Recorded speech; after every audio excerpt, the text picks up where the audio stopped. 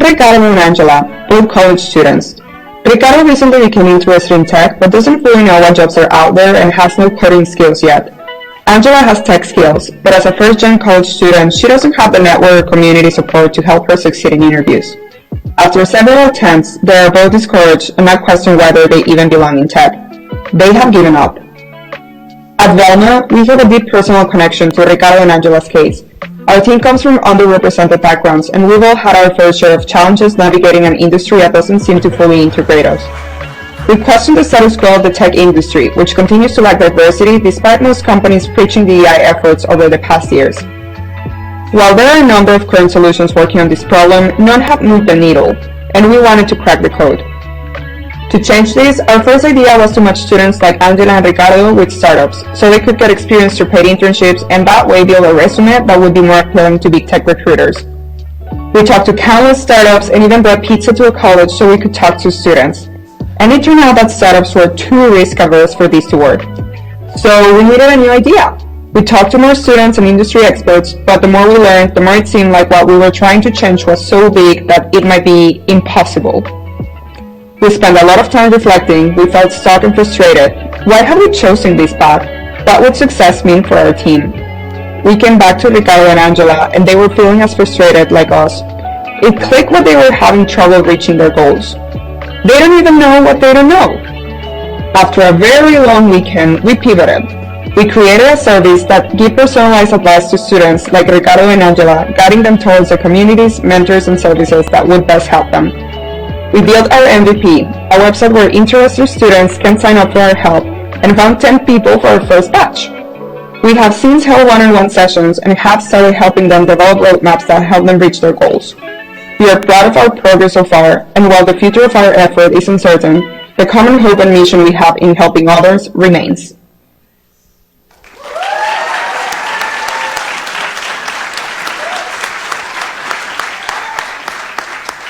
All right.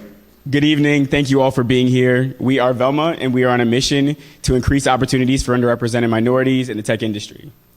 So this is the team. I'm Sam. We have Mariana, Jake, Anello, Alex. Throughout the course of the semester, we have conducted over 120 interviews with anybody from students to nonprofits, and we couldn't have done any of this without our mentors, Courtney, Susan, and LA, so thank you very much to them.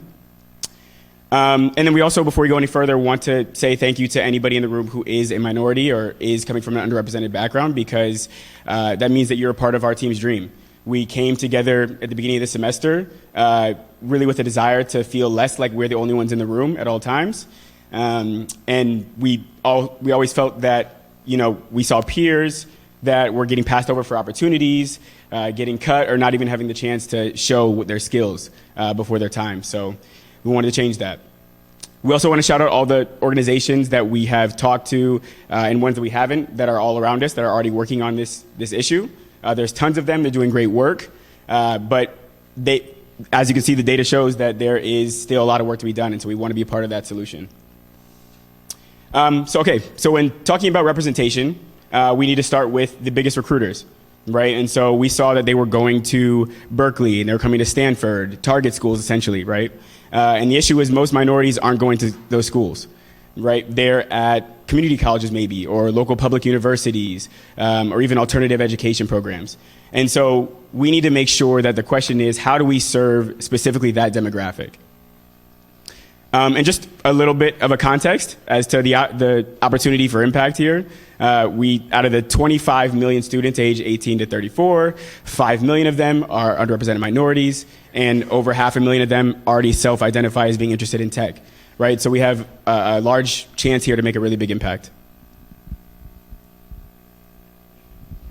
And we wondered, what would make Ricardo and Angela get the opportunity to get these life-changing jobs? We wanted to understand what could we do to make them nail this job. Experience. Our first shot is let's get them experience so they will have something to talk about. So Velma was born to connect students to startups for paying internships.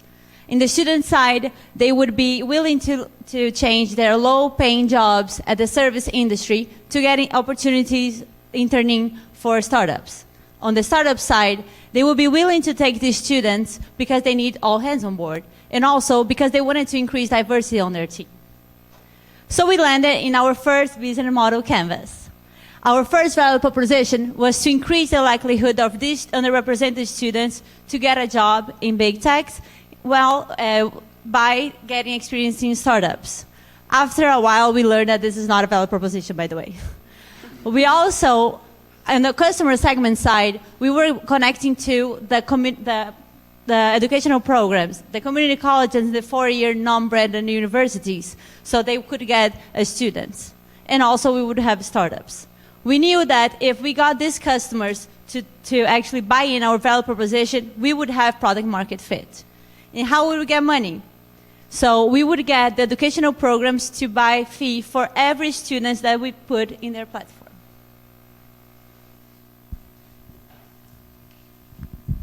So that leads to really starting the journey here. And right off the bat, we decided, let's go talk to some startups, right? That's what we're shooting for. So we spoke with some really small startups, less than 10 people. Oftentimes it was just a founder and one or two people like a CTO, a CFO. And we didn't hear great things.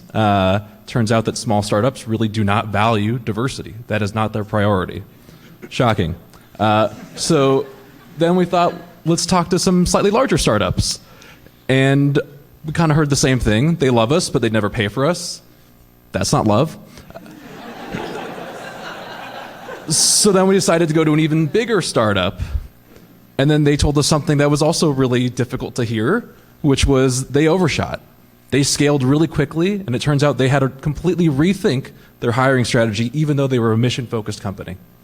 So then we thought, okay, maybe let's go talk to big tech HR. Maybe those individuals know something that we don't, or can tell us something that we need to hear.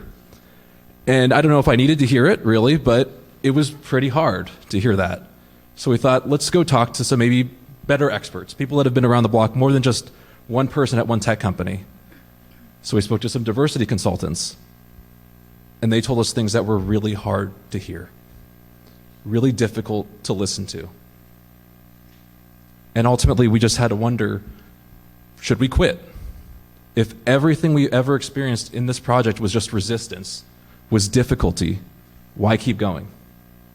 Why keep pushing? And ultimately, what kept us going through all of that were the stories of the students that we encountered. People with real lives, with real problems, were the people that drove us to do this in the first place, and we were not going to quit on them. So we spent a long weekend, probably like 2 or 3 actually, thinking about what the journey of these individuals was, from graduating high school all the way to trying to get a job at some of the biggest companies. And it was a lot of energy, a lot of difficulty, but it allowed us to really understand that it's not just experience that's holding these individuals back. It's everything. It's their resume. It's their ability to tell a story. It's their leadership ability. It's their culture. And when you take a step back, you can see that there's an entire ecosystem, like Sam was getting at, of companies and nonprofits and communities and people out there trying to raise these individuals up to get them to their end goal. So the team took a step back and started to understand, what are we actually good at? What do we want to do in this class? What are the things that we can provide to these individuals that would actually allow them to get some net benefit from our interactions with them? And that's where we settled on this concept that students don't know what they don't know.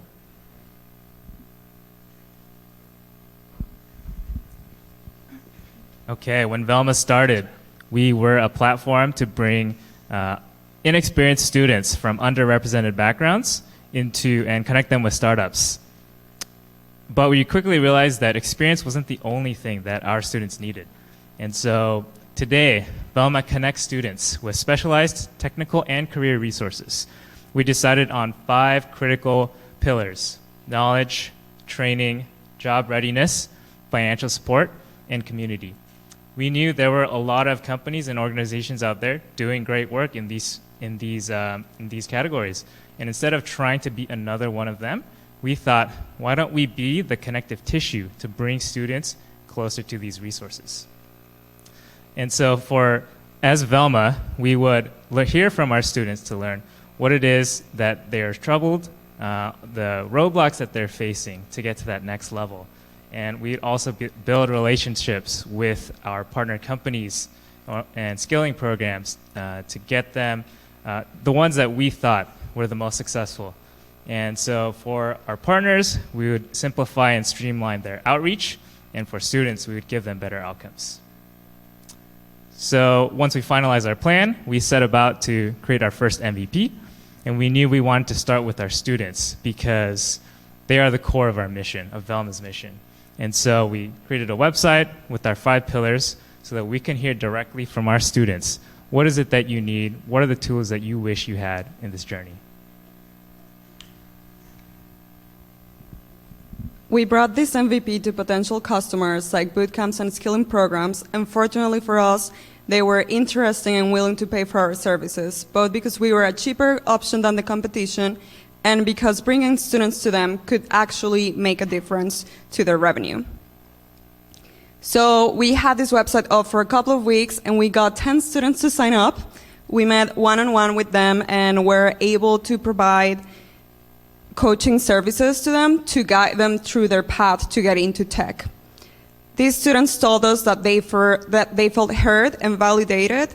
They realized they were not the only ones going through these tough problems. So we realized this was successful. And even though we are proud of our progress, Velma, as we know it, will be dissolved. However, the mission is very close to our hearts, so we will all continue to work separately towards accomplishing that mission. Thank you.